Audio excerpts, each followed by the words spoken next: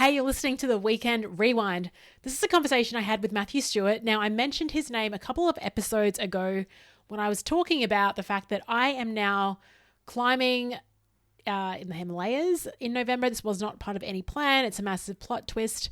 And it's because this guy on this episode offered me this opportunity to join his group in November to do this. So trekking to base camp, and then we're going to La Buche East Peak, which is 6,200 meters above sea level, which involves climbing and it'll be extremely challenging. I'm very scared, but I'm also going to prepare as best that I can.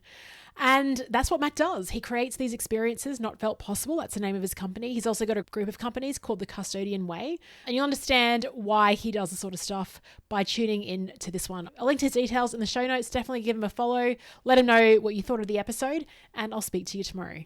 My guest today is Matthew Stewart. And you know those friends that you've had for some time and you sort of stay disconnected on social media? Well, Matt and I have been friends since 2008. But every now and then I'll jump onto Facebook or Instagram. I'll get a glimpse into what Matt is up to. And you see some really cool things. Things like mountain biking across Nepal, doing the Kokoda track in Papua New Guinea, running New York City marathons, and getting up to some serious stunts adventure in northern Queensland. Matt is uniquely qualified as both a chiropractor and physiotherapist, and he's the CEO of the Custodian Way, which owns a group of companies that all share one common mission, which is to create a global movement and deliver 30 million impact moments every year by the year 2030. In this conversation, you'll hear us talk about what work and live large actually means to Matt. He'll share these non-traditional ways of working, how to dream big and cast away any type of constraint, as well as the importance of language and definitions and how you can stop buying into social constructs. I dare say you'll listen to this conversation more than once. I think you'll get lots of ideas as you listen in to his pragmatic approaches. You can contact Matt Stewart at his website, which is matthewstewart.co. His company, The Custodian Way, also owns the following brands: Peak Sport and Spine Centre, Employ Health Australia and New Zealand, and Experience Not Felt Possible. Matt, it's so great to have you in the studio. Thanks so much for coming to Brisbane today. Yeah, thanks for having me. And it's so good to actually see you in person. Yeah, I know it's been a long time. I think the last time we caught up was at a podcasting festival, which is kind of ironic that we're here now. Yeah. So tell me, the name of this show is Work and Live Large. What does that mean to you? Well, I guess one of the things for me personally when starting out a business is that I wanted to design my life around work-life integration. Now, that means a lot of different things to different people. To me, it doesn't mean that you're working all the time. It means that the things that you need as a person that you've identified, you get through work. So for me personally, I really want meaningful relationships in my life. So through work, we deliberately design our work and the way we do things to cultivate that. I mean, some businesses don't care about it, but I do. And the other thing is that anything I'm passionate about, I create that playground that we can pursue that for a purpose that's, bigger than the actual thing. I'm qualified as a chiro and physio, but, what is it that I want to use that for? So for me, working and living large is creating a playground where you can pursue a purpose or something bigger than yourself. And at the same time, the things that you need as a person are integrated into that as well. I mean, this idea of working 9 to 5 and then start living outside that, it's just a poor use of time at the end of the day, because we're going to put so much time into work that there's enough time at work where you're not enjoying the things you got to do. So you got to make sure that you're extrapolating the things you do need as a person in that work. I love the phrase playground. I want to pick up on that because I think you mentioned that to me before, and my eyes was like, oh my gosh, like what does that mean? And I think what you've just defined there is that the playground is different for different people. I think you and I have maybe a different playground because you go to places and you mountain bike up crazy mountains. Can you let's talk about some of those experiences that you create. What does that look like for you? They're pretty extreme. Yeah, so a lot of people will see me taking groups to, say, Nepal mountain biking or going to Kokoda, but really it's just a vehicle at the end of the day. So it's not about the extreme nature. And while it looks extreme, there's a lot of people who have come on these that you wouldn't define as extreme. We call it an experience not felt possible. And an experience not felt possible is really a vehicle to add a page to your book of life, which is what I'm passionate about. So first of all, you got to dream big and think without constraint. And then ultimately, you need a vehicle to attain things. So when we design an experience, it's not just a trip. It has things like meaning in it. It has to have some sort of purpose for you. We want people to acquire a new skill or overcome some sort of adversity. There's got to be like an element of giving to it. Like it can't be just all about you. There's got to be a new setting that shows that the brain will really remember something if there's a new setting. And there's got to be an element of sacrifice. So if you think of a lot of things that you remember, there's always some sort of sacrifice or some sort of adversity that you need to overcome. And a lot of this was designed and thought about out of the research where you look at the remembering self versus the experiential self. And we now know that things that just are enjoyable in the moment aren't things that you necessarily remember in the future. So I wanted to add a page to the people's book of life. Something when they're 30, 40 years down the track is something they remember. And when they think about it, they're proud of themselves. They get a sense of pride. The story that they tell about themselves and what they've done in their life is different because that then informs for them what they're going to do in the future. So we don't just take trips. We take people who have an experience they don't feel possible. And really that word not felt possible really defines it because what feels possible for each person is different. And what you feel is possible for you or not possible is different to somebody else. So what everyone gets out of it is different because what everyone feels is possible or not possible is different. So one person may feel like going on that trip is not possible because they'll never get it across the line with their partner. Another person might not feel it's possible thinking they'll never get the time off work. Another person might not feel that trip is possible because of their fitness or I'm not that sort of person. So that's what it's all about. While it looks all extreme, ultimately we're taking people on a journey to have an experience not felt possible. Add a page to their book of life. It's funny because when I was looking at that website for Nepal, you're right. The thing that was going through my mind was like, I could never do that. And so it sounds like maybe I'm the perfect candidate for it because that's exactly what I'm thinking as I see those images. You talk about dreaming big, and I think, was it your physio that had those letters outside the front, in the front yard, the words dream big? Yeah, so one of our clinics or arenas, as we like to call them, has the big, as you think Melbourne or LAX, we've got the big letters out the front, dream big. And, dream big means something to everyone, but what it doesn't mean to us is necessarily doing something big or something that other people would define as being big. For us, dreaming big is literally just thinking without constraint. So first of all, starting before you think of all the reasons you can't do something, is thinking without constraint. And that's really important to do so. And to dream big takes courage because you've got to think about an ideal state that might not feel possible, right? So, and what those barriers are for each person are different. So dreaming big is just really the first start of like, if you're going to bake a cake, it's like, what's step one, right? You need to dream big. And that is get into a mindset where you're not going to put up constraints as you're working through this. And there's a couple of reasons for that, is that these different constraints are different guardrails that we have in our life, and you're sort of constrained by that. Second of all, things may be possible. You just might not be able to see how to do it. And just because you can't think of it doesn't mean that it's not possible. And it's really funny that when you actually define your ideal state and you've got the courage to share it with other people, how people want to come and actually help get you there, that's really humbling, and it actually brings out the best in people. And it's a really beautiful thing when you see someone getting vulnerable and saying, I don't know how I'm going to do this. This is really uncomfortable for me, but this is my dream and this is what I want to do. And not being worried about tall poppy syndrome or getting cut down or people saying you can't do it. You'll actually see it brings out the best of people around you. And you just notice if someone puts a problem in front of you, how we're just wired to help solve problems. And you'll be amazed at how many people around you then want to help get you there. So when we talk about dreaming big, it's relative to the individual, and it shouldn't be thought of as something necessarily big, like, going up Everest or doing a New York marathon. And there's someone who, sticks in my mind as a perfect example. This guy came to one of our arenas and he had a social phobia. And, for him even to come to the waiting room was a big issue. And for him to even think about going out and doing one lap around an oval out in public was like literally the most terrifying thing he could possibly think of. So for him to set that as something he wants to achieve is dreaming big. It doesn't feel possible. But when you put the right people around you, it can become possible. And there's one story, I guess, that's really dear to my heart that was really important to me, that solidified what dreaming big was about. And there was a lady that came in, she was about 80, and she sort of waddled on in. This is when I was still clinical, and I thought, oh, here's a lovely old lady, I can see. And turns out she was one of the grumpiest people I ever met. She was so narky. She'd been said to me by one of the doctors, and had some knee osteoarthritis, and all that they wanted her to do is be able to get up 7 steps. And that was her house. It was an old Queenslander. So I got her, and she just wanted to be able to get up those stairs, and that's it. And in the treatment, she wasn't really giving me too much. It was a bit of a hard one to crack.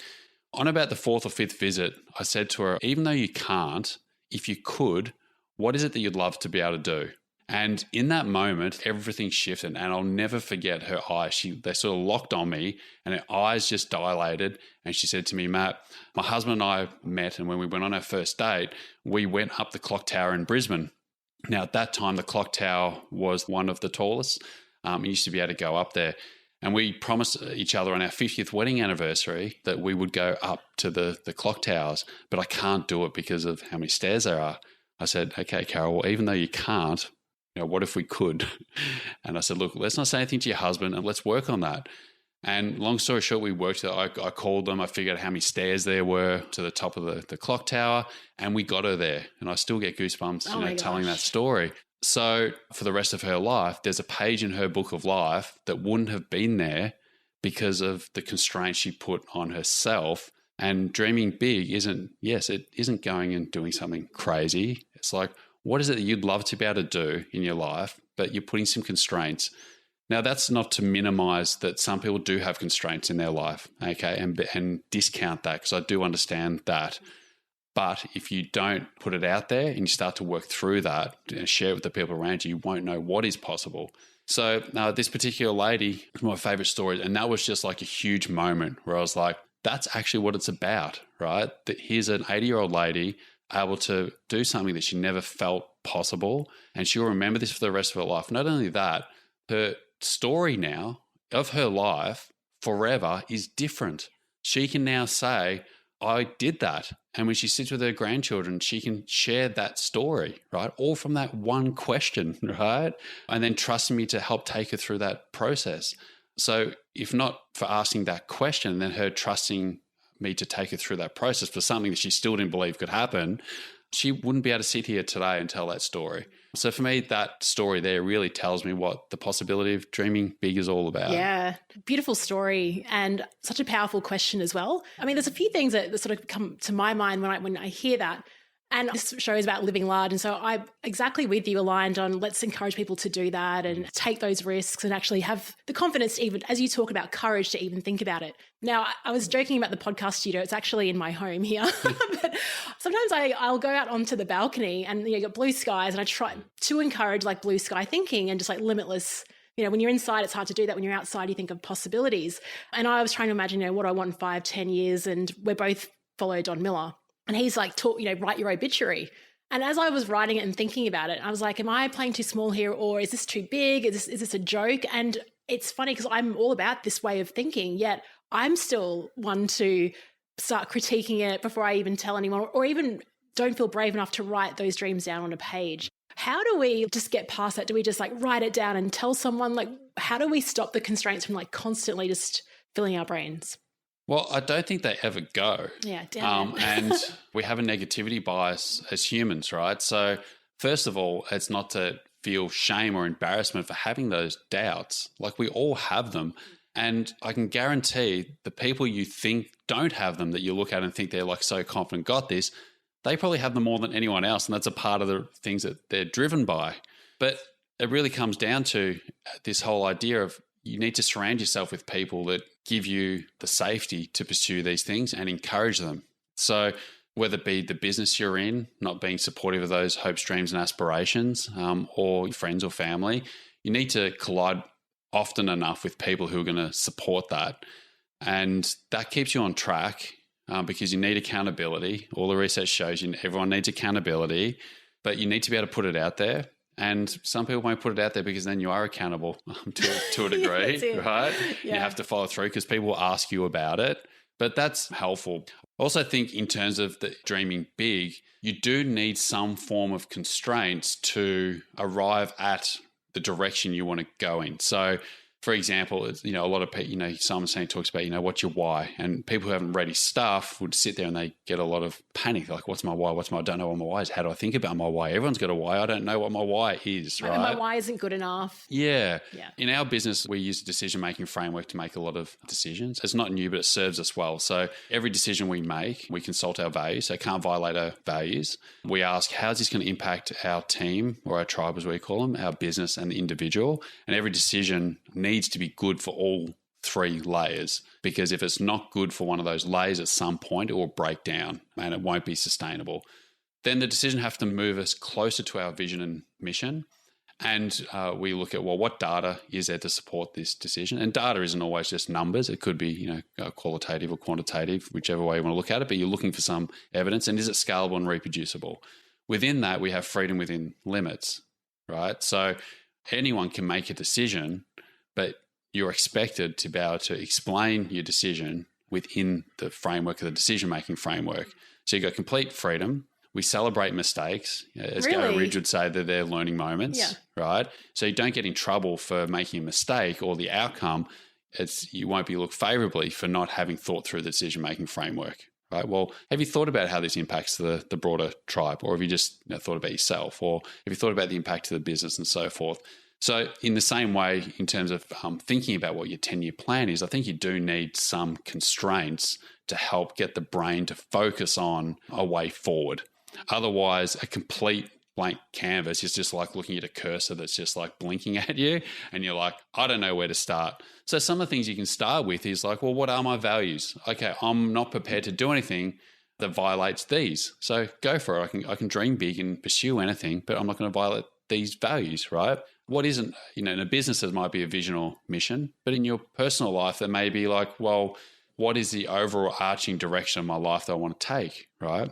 Now, I think when you're younger, they're very much things like I want to get a degree or I want to do these things. As I've got older and I go through this process every year, that mountain metaphorically I want to move towards is things like, quality relationships, serving a purpose, etc. They're not necessarily tangible things, right? So then you ask, well, what's going to serve those things? And then you might have some other constraints in your life to work within. But once you've got those, then you've got the playground and you can go for it. And you can do anything you like within that and surround yourself with the people who can support it and then go for it, right? But like walking through a forest, you have your map and you have your plan. You get start and you got your finish destination.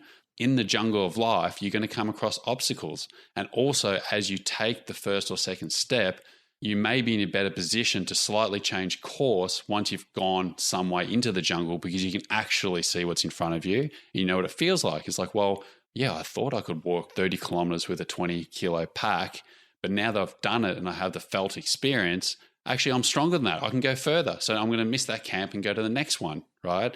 But what isn't changing is your starting point, the things you're not willing to violate, and your overall end point, where you're trying to get to. And then feel free to change your mind within that jungle that you go on, but just know you just got to get into the jungle to start learning as well. And you can never map out step 1 to 10 perfectly. And if you do and you don't change it at all, you probably haven't taken notice of some of the valuable information you've learned on that journey. That sort of reminds me of that quote from poet David Whyte. I don't know if you've heard it. He says, that which you can plan is too small for you to live. Because when you were talking about the jungle, I thought, the backpack's too heavy, you're going to have to retreat home. But you're like, no, you took the positive spin on that, which I love in that example that you provided. Yeah. The other thing in terms of values, I found a really useful exercise because there often is when we're in the jungle, we get distracted by all the things that we're capable of doing, but don't necessarily light us up or give us joy. Yeah. It's like the Michael Bungay Senior talks about good work and then the great work. And how the good work we do is like the enemy of getting to the great work. So a good example of the values is define yourself in terms of what you're aspiring to, but also what you're not, and the subtle difference between the two. So something I talk about, one of my personal things is I know I'm in a good space when I'm fully charged, like when I have that momentum, versus when I'm on charge, where I've got power, but it's not necessarily in a forward moving motion. So just like it's a subtle distinction, but it helps me, just reminds myself of, is this the right opportunity that I'm accepting? And sometimes we have that sort of that gnawing feeling. So, how long have you been in business now? This is our 10-year anniversary. Wow, congrats. Yeah, thank you. A whole decade. And what's really shifted over that time in terms of your experience? When you talk about now that your aspirations are a bit more higher level as opposed to the tactile, What was it like in the first couple of years compared to year 10? Oh man, so much has changed. Okay. But to your point about what you're not, I mean, as the Dalai Lama says, things are either about fear or love, right? So are you making this decision out of fear, or are you making it out of love, and in terms of love of moving towards what you want? And that's a really important distinguishing factor. There's so many lessons in the last 10 years, but I guess probably the first one and the biggest one was the realization about 2 years in about how many blind spots you have. That so confident going in and having no right to be confident. Done 2 degrees, a physio and a chiro degree, 7 years of uni there, a lot of clinical practice, and then started a business and thought I knew it all, right? And it wasn't until I was about 18 months in that I was like, holy shit, I have no idea what I'm doing. And there's tangible consequences. Like, the world doesn't care about you, and it doesn't care how you feel, but it will throw the outcome in your face, right? So when you collide with the world, that'll happen. So that was the first thing. I was like, I have so many blind spots, and blind spots that I don't even know about. That's why they're called blind spots. So that was a really important but also a very painful part of the journey, because there was a lot of things that weren't going so well as a result of that. And then I had to go find other people. So that was a really important lesson to know, to find people to give you that 360 view around you. So that was really important. Another way like it manifested is in terms of recruitment. So we now have a 5-stage recruitment process where it's an opt-out. So we don't tell people they can't come and play with us. They basically opt out of the process. Oh, tell us about the process. Yeah. So where it came from is that, when I started in the business, I'd interview people and interview them once. And I thought I was Harvey Specter. I thought I could get them in, psychoanalyze them, crunch them, and figure out whether they're going to be good or not. And then what happens is time goes on and you realize that my predictive value here is 0. Like, this is terrible, right? And the other thing I realized is that I think a lot of businesses do the equivalent of a Tinder hire. They're desperate. They need something. They say, you seem normal and okay. Hey, do you want a job? But you think how much time you spend together and the consequences of getting it wrong, and then how little effort and time we put into that process. So first I needed a thought experiment of how I was going to think about this, right? So there's a couple of things. One, we have a value, which is choose your pain. So regardless of how much pain we're in, know that getting the wrong person in is going to be a lot more painful across the journey, right? So put up with any short-term heat, right? No matter how bad it is, don't take the wrong person. So then the thought experiment I came up with was hire for life. How would I design a recruitment process if I was to hire someone for life? Now, nothing is forever and it's not literal, but as a thought experiment, if I treat the process like that, surely this is going to increase the probability. So a couple of things of that. First of all, we treat the person coming to our business as the expert. Like, it's crazy. Maybe they might know inside whether they like this or not. So our job is to break into 5 phases to give them so much information that at each stage, they're either like, hell yes, I'm a good fit, or you guys are really great and I really love your business and you're so passionate, but it's not me. And it's not just about the vision, right? Because the reality is in a workplace, there's other mechanics like work hours, how you get remunerated, bonus schemes. Like, there is a lot of hygiene things as well, right? Where someone could be like, I love that vision, I'd love to serve it, but the other mechanics don't work for me. So our first part of the process, and I'll give you the short version, is largely just a screening, hygiene type part. Then our stage 2 is a really 1 to 2 hour stage 2 recruitment where we're providing a lot of information about the role. And what we actually do is deliberately give people things that typically someone would resign over, right? So the way I think about it is, how do you remove future landmines, right? You know the sort of things that will cause people to resign in the future. Let's give it to them up front and try find reasons for that person not to say, I want to go to the 3rd stage, right?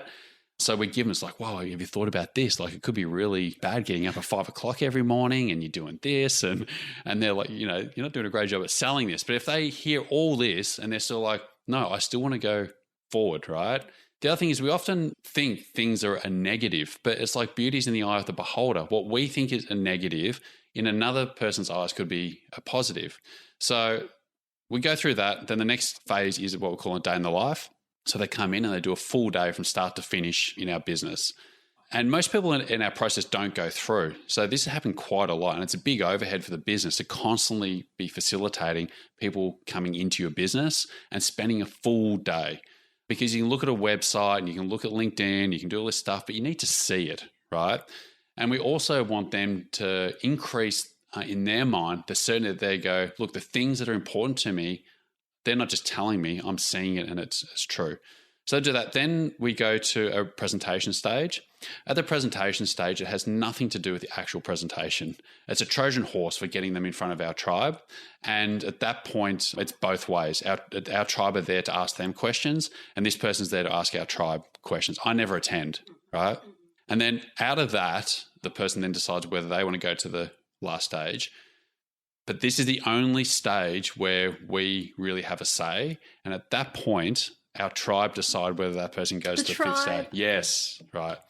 And it's a really beautiful thing because there's nothing better. This is one of my most favorite things of my job is when I get to call someone at the end and say, look, you're going to be really nervous, starting next week. But one thing you don't need to worry about is us wanting you here. Because did you know, we need 90% of the tribe to say yes to you and all of the directors, right? So when you walk in, day one, at least 90% of people said, well, I actually want you as a part of my tribe.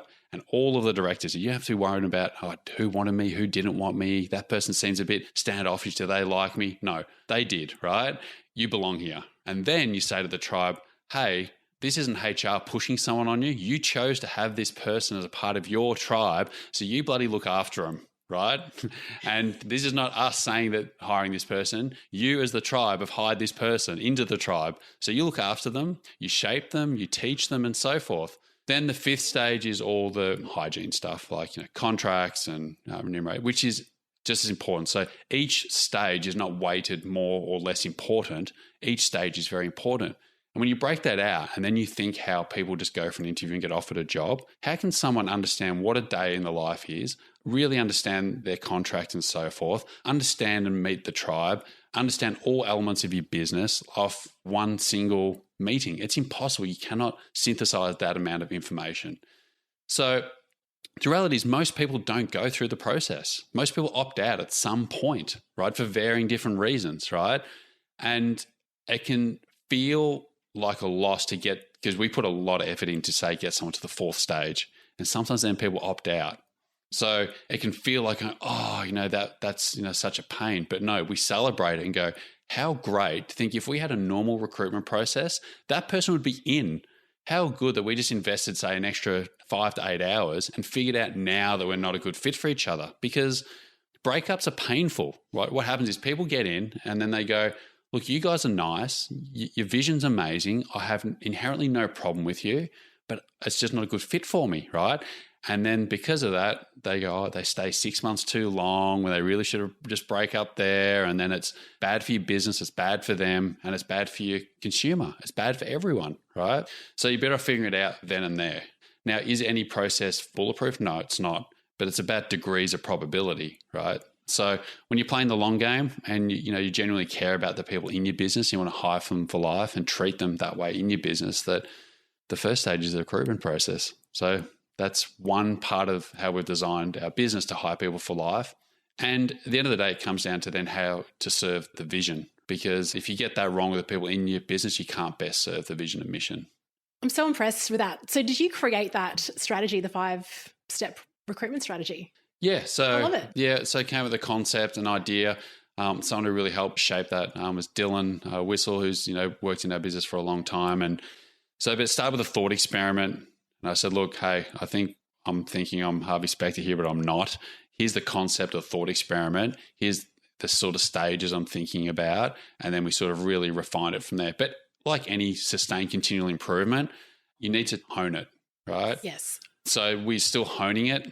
Would still like to make it better. It's like that thirst you can't quench, right? It's like, how do we make this better? Yeah. Okay, it's working, let's say, 7 out of 10 times. How do we get that to 8, 9, 10 and so forth? So we've got more detail in there. There's a few other steps, but yeah, it's really good. And the thing I like about it puts the power in the that's what I love the most about it. That's the plus it puts it on the team, like that they're going to be part of. That's what I love the best, like in terms of the autonomy on them making a decision and then the accountability shifts. rather than like blaming HR or the leader for recruiting this person. Yeah. They were the collective that brought them in. Yeah. The Harvey Specter thing is hilarious. I was listening to a Malcolm Gladwell episode, Revisionist History. Yeah. And he talks about how we vote people into office. Yes. And he's looking at student council people and also presidents. They did this experiment where he actually basically said at the end of the whole episode that it would be more effective just to do a lottery, because our ability to predict whether someone will be fit for the job or good for the job, we can't do that. Yeah. I mean, and I think about, I was sort of taking that example to even when I go grocery shopping and I have to predict how many grocery bags will I need to take into the store. Like, oh, this is a 2-bag shop or a 3-bag shop. I always get it wrong. It's so hard to predict the future. Yeah. And so it sounds like a really robust process where you've got all these different touch points. I'm curious around, because you got some really cool ideas. I think a while ago, correct me if I'm wrong, but you mentioned that you openly share remuneration. Is that still the case? Do you still do that? Yeah. Can you tell us like some of the X factor things you do in your business that aren't quite traditional? Well, I guess we're really strong in our decision-making frameworks. We have our high for life mentality. Yeah, we encourage people to dream big. So we do our vision board process every year in the business. This is actually the first year in the business I don't do it one-on-one with every person. I run the process one-on-one, not because I'm trying to position myself as some all-knowing life guru, but just because I'm passionate about the process. And what I do is I share concepts and frameworks to help make them think about long-term. I don't tell them what to do. So that's, really, really important part of our business. Look, everything's driven by our values and tribes. Our voting, like there's no status. So, for example, at one of our arenas, there's a car park and it has director on it.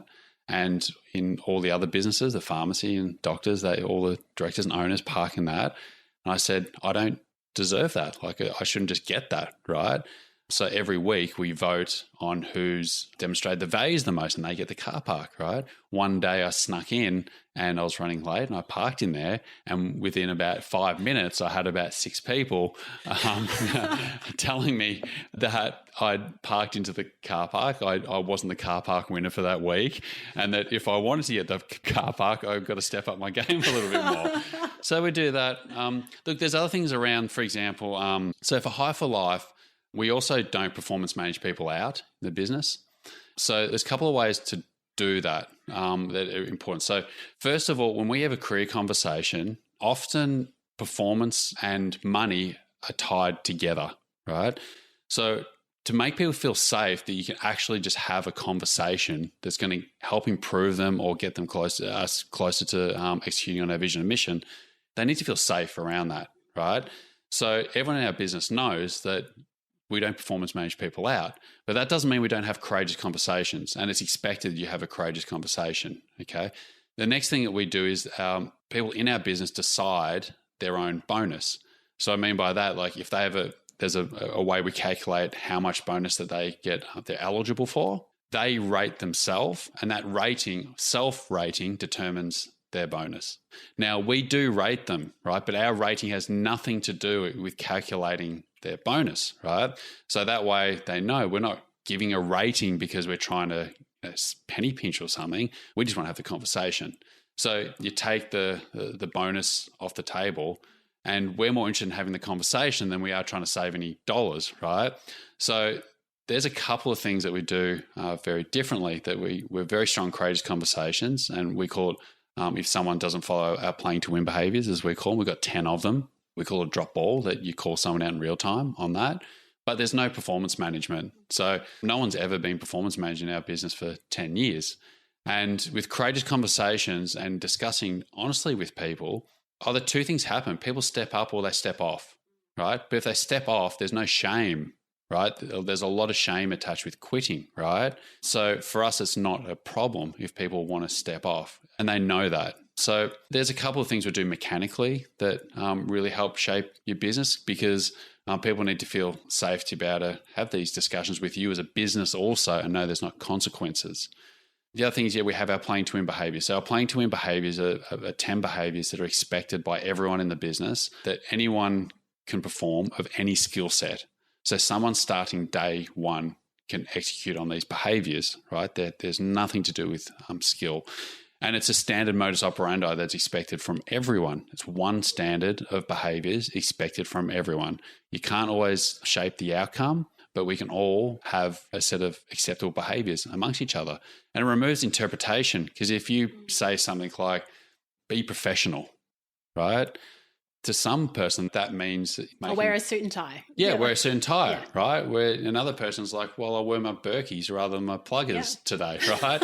It's too open to interpretation. Yeah. So the behaviors are a common denominator. You take people from all different backgrounds, all different skill sets, different ages, and you give everyone a common operating code to be able to operate by. Because businesses are funny where you take people from all different backgrounds and then you need them to collaboratively work together. So you need a common language, right? It's no different to go into another country and go, what's the language here? People can cooperate much quicker if you have a common language to operate by. Can you give me an example of one of the behaviors? Yeah, so these aren't revolutionary, but it's like the standard you walk past is the standard you accept. Perfect. Right? Yes. I'm committed to getting uncomfortable. Yeah, like they're just very simple things like that. And yeah, like they're not that difficult. But the funny thing is that as humans, we don't always like approaching a colleague to often call this out. And we've tried to implement a flat management structure where basically the tribe rule rather than some hierarchy, because what would typically happen is someone would notice something about someone and then they'll go, oh, I'm going to go talk to my manager and they can deal with it. Where we go, have you had a courageous conversation with Tom? No? Well, I think that's going to be your thing for the week. You need to go talk to him about cleaning the gym. Okay, how did it go? So when you enter these, though, is our number one principle is you seek first to understand, then be understood, right? So these are not my principles. Other people have come up with these. But that just takes a charitable view, right? So we're not assigning meaning to the behavior. We're just noticing it, right? Some could say, hey, look, I noticed that you're 12 minutes late today, right? And you weren't prepared for the meeting. Is everything all right? That's not like you. So you're still raising it. And they say, look, I just found out, that my nana's had a fall in her aged care facility, had to run and help her out. I'm really sorry. What can I do to help, right? So we always take a charitable view of it and we don't assign meaning to the behaviors, that they just are what they are. It's like point to the building and say that building is on fire. It's just a fact, right? We're not saying why or who did it or how it happened or even whose fault it is, right? We're just saying it as it is. And then it's like a muscle. There's certainly people who find this a lot easier than others. That is one downside of this system, and that is that people who do find this harder, it does take a little bit to get used to. However, what they find is when they're used to it and they see that there's no consequences socially within the business as a result of doing it, it opens up a flood of other things, and then because otherwise what happens is resentment builds, over time. It's like a little pebble in your shoe and you see that work colleague not doing that thing and not pulling their weight. You put up with it for a while, but then it builds up and resentment builds and then it manifests in other ways. So it's actually a really beautiful skill to teach people to go up to someone in a charitable way, seek first to understand, but talk to them about an agreed standard that you've had. And that's what it is. It's just like in marriage. This is an agreed standard that we have. So by coming to our business, you are signing up to being a custodian of our playing to win behaviors. And in doing that you will call people out and do it in real time, because there should be no surprises at career conversation time, ultimately. Yeah. And we're talking about people that have come to your business from other businesses where that is not the standard, where you are sort of a little bit scared of saying things, or the approach is to go to your manager and everything else. So I guess it might be like the onboarding process where they actually feel safe and recognize that this is okay. That's such a powerful thing. Now, when are you getting onto the TED stage and like sharing this with like this new way of working?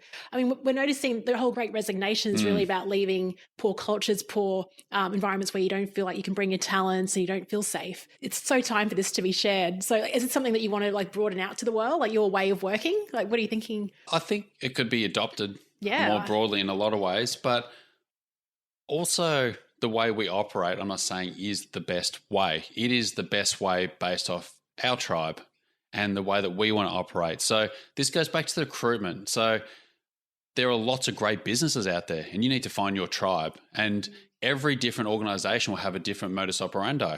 And what happens is you have an internal value system, and that way of that business operating will then sit on your value system and it'll feel right or it won't feel right. So the people that are in our business and love it, the way we operate directly resonates with their values and their worldview. other people who have come and gone, it doesn't. And there have been people come and gone and they're like, they don't like it. And that's not to say we're right and they're wrong, right? We've just established a way of working and we have our reasons for that. And they need to go find a tribe that works differently, that aligns with them. But I do think in general, the ability to communicate and go up to someone and not frame it as confrontation, right, is really, really important. And I think the quality of your life will change when you can actually learn to do that. Because what you actually realize, the story you're creating about the thing is probably, it's not as bad as you thought. How the person responds is usually 1,000 times better than you ever imagined in your mind. And it just lives rent-free in your head, all this stuff otherwise. Like you just deal with it on the spot, right? That's freedom, isn't it? Yeah, and it just feels good, particularly when you're in a business and you're in each other's space. Let's say you're getting annoyed with someone. Every time you see them, it gets triggered off. Right. And it builds up and it's not healthy. So it's just generally, just as a general principle, a good thing just to cultivate this skill ultimately at the end of the day. It's so true. Like, I mean, that sort of links into personal brand as well. I've certainly working in corporate, I'd get an email from someone that maybe it was building up and I'd even just see an email and like just rage would like wash over me, and all about just stamping it out in the moment. And sometimes even as a recovering people pleaser, I'll say yes to things in the moment and then I'll have to figure out like, weeks later, how do I say no again? Whereas if I could just be comfortable, as you talk about, and just being psychological, just saying what you're feeling. I like the idea of living rent-free, like in your own mind, because I think there's just so much real estate going on in there. Yeah. But you got to give people a methodology to interlock, okay? So rules of engagement that everyone operates by, because that way it's not personal. It's when people operate in different ways and approach it in different ways. So again, you need to have an agreed way that, hey, if there's something that's worrying me or I see a drop ball or we disagree on something, how do we do that? Because everyone will do it differently. And then that's when people get offended because someone does it in a different way, they assign meaning to it. So establishing a way to disagree and establishing a way to resolve things is also really important. But also just building that expectation in the business that you address things in real time. And real time doesn't necessarily mean literally like right now. But like, the next few days or this week, you need to address it, right? And it's really healthy for everyone at the end of the day. The what I'm hearing from you is I really like, so you got drop ball, you got tribes, you got the arena. So, and you talk about meaning as well. It sounds like language is very important in your business. Have you really thought about the way that you communicate? Yeah, it's funny you brought that up. So where this was born out of was the fact that I did my first degree as a chiropractor. I did my second degree as a physio. And what I learned going through both of those degrees is that often they were talking about the same thing, but in different words, but also how much words matter, like how much, dogma and meaning is associated with words, right? So one of the epiphanies I had for myself, which has really changed the course of my life, when I was about 27, I'd finished both degrees. And, growing up in a low socioeconomic area, dreaming about what it'd be like to have professional qualifications and working, I felt completely different to how I did, and not in a good way, right? And I'm like, what is the deal with that? So then I had to start reflecting on that. And the epiphany for me was that these professions are abstract concepts and ideas. They're not real. There is nothing such as a physio. There's nothing in the world such as a chiro. Gravity is real. Carbon's real. A physio and chiro are not real. These are abstract ideas, constructs of society that we get anchored to, an ego attached to it. And then there's turf wars and all this stuff that goes along with it. And it stops you, it gets in the way of actually doing the bloody reason you got into it in the first place. So I was like, what did I even get into this for, right? Then it came, it's like, I just need to view these as tools, right? To help achieve the thing that I'm passionate about, and don't lose sight of that. So once I actually got clear on what I was passionate about and then reframed my professional qualifications as just a tool or lever to help get there, it completely changed. So then one of the things I want to do is, a lot of health professionals say, I'm all about helping people, but then sort of like in brackets, as long as it's my profession, my way, and it's et cetera, right? Because there's an attachment to that. So what I learned is, even if you want to get different health professionals to collaborate, had to remove some of the language that already was preloaded between the professions. And also want to change my relationship between what you typically call a patient, which we call athletes, and the health professional, right? Because I think even calling someone a patient is a very passive, unempowering relationship. So we call them an athlete. An athlete is someone who just has something they want to work towards. It's not that you're a literal physical athlete, but you're in control. You have your goal, and we're the coach. So everyone in our business is called a coach. We're there to stand beside you. We can't do it for you. We're not here to be better than you. We're just here to go, how do I help that person achieve their goals, right? So then if you've got athletes and coaches, we've got an arena. Even a clinic, to me, feels very sterile. Very clinical, and literal, it's like, oh, I'm in a clinic. I'm a poor passive patient. I'm here to be told what to do. It's like it's not conducive to the mindset that will help people dream big and move forward. So everything we do, from recruitment to language, needs to align to the overall vision and mission. So you got to go, well, is this language helpful or hindering? Well, if it's hindering, we need some new language, right? So the other one, like in terms of a receptionist, is the worst bloody term. We call them all-stars because they literally, every single person that comes through our business goes through their hands, right? And they have an amazing ability to shape people, to make an impact and take people on a journey. And calling them, when I hear them, in the past say, I'm just a receptionist, I'm like, oh, you do not understand how important you are to our business. So in our business, we said, well, you're going to be called an all-star, and an all-star doesn't get paid any less than what our coaches do, who are qualified professionals, right? Because that's how important you are to our business. So language does matter. And particularly when a lot of language is rooted in history, it does change how people feel about themselves and then that interaction. So I think language does matter. And I think we need to probably go through a period of redefining language that's going to be more helpful to moving, I guess, the world in the direction we want to. Yeah, absolutely. Even one of my old bosses, Wicked Campers, he's a real sort of entrepreneur, but he hated phrases like the war on drugs. He's like, it's not a battle against that. Like you got to talk about like the positive, like what are we trying to free people from? And but even at a micro level for me with language, it was more about just reframing some workshops I was running. This is like 10 years ago. We had like an email management 101. Like who wants to go to that? Then you call it email hell to email heaven. Yeah. And the adoption just grows through the roof. And you think, okay, where else can I apply this? And I often find with clients, like they've got a problem with communication or strategy. It's like, what does that mean to you? Yeah. And it's through their definition that you can actually start addressing it, because they are just like social construct, like people have their own definition of what that looks like. So, I mean, that alone is just helpful enough. Well, the beauty about using your own term or using a term in a non-traditional environment is that you get to define it for yourself and in your business. But when you take a term that's widely understood, people usually adopt the legacy and understanding and what the normal understanding of it is. So it gets very hard to then to shape that.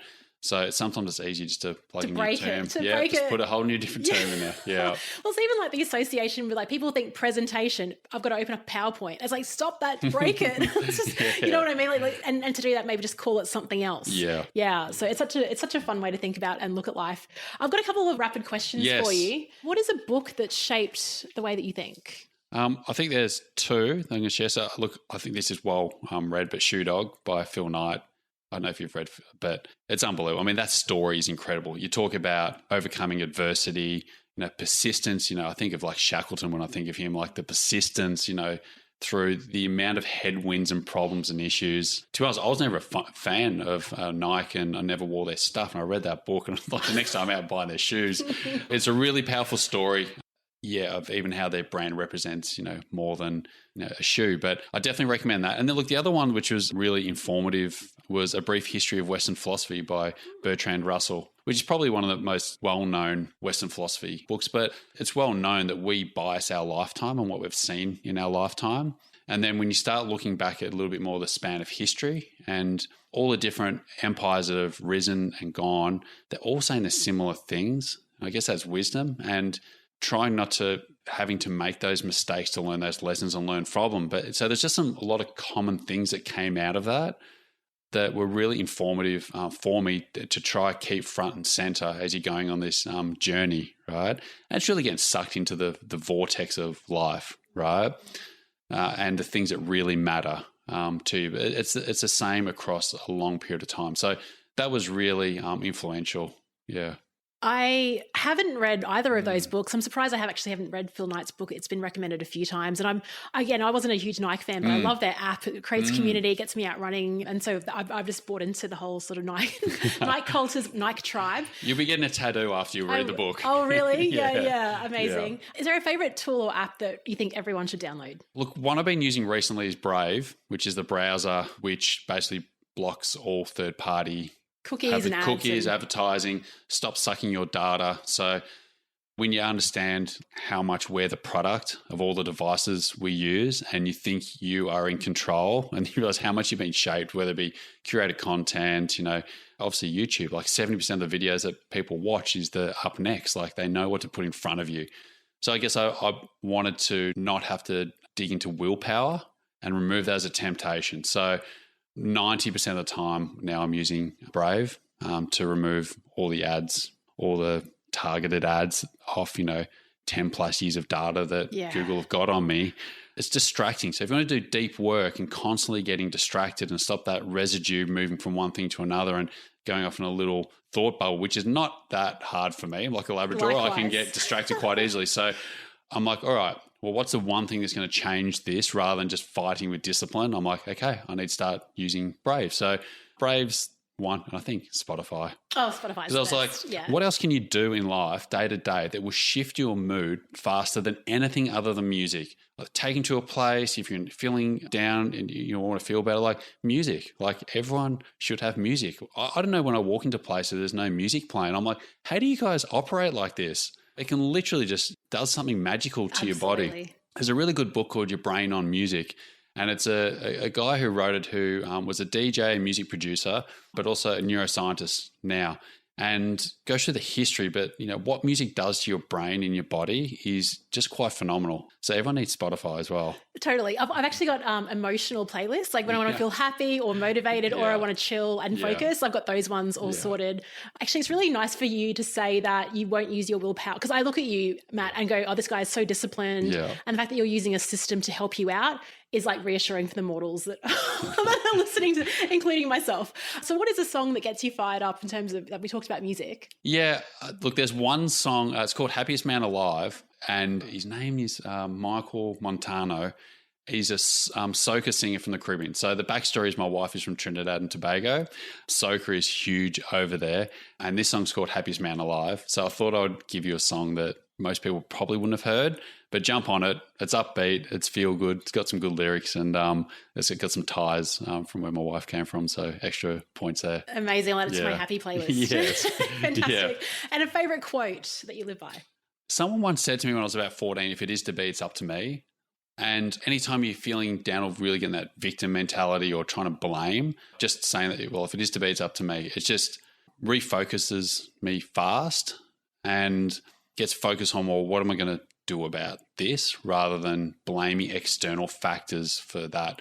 Which sort of feeds into another quote, which I think is great, which is basically, I'm the sky and everything is the weather. Oh, love that. Yeah, that came out of, which book did that came out of? That came out of Neurodharma by Rick Hansen. If everyone wants to read that, 7 Steps to Higher Happiness. But yeah, I actually just, when I think about that quote, it just creates a real visual for me. Same. Yeah, so the combination of those two, that on the sky, everything's the weather, and then if it is to be, it's up to me, I think are really helpful for myself. Combo. Yeah.